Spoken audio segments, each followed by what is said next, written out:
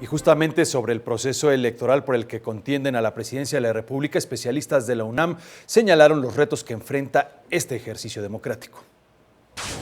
Analistas de la Universidad Nacional Autónoma de México y del Centro de Investigación y Docencia Económica participaron en el ciclo de mesas redondas Retos y Desafíos en las elecciones 2018.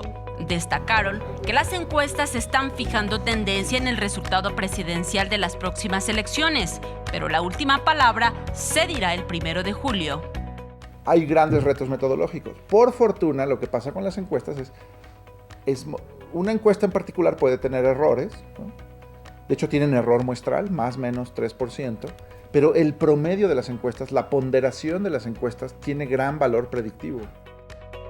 Los analistas examinaron los resultados del monitoreo que lleva a cabo la UNAM de la cobertura que hacen los medios tradicionales a los candidatos presidenciales. Anotan que quien tiene más aparición en radio y televisión es el puntero.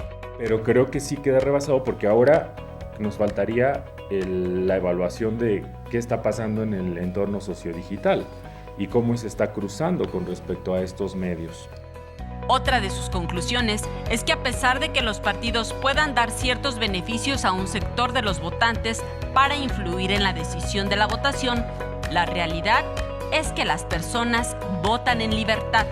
En las imágenes, Manuel Hernández, Saray Mariscal, 21 Noticias.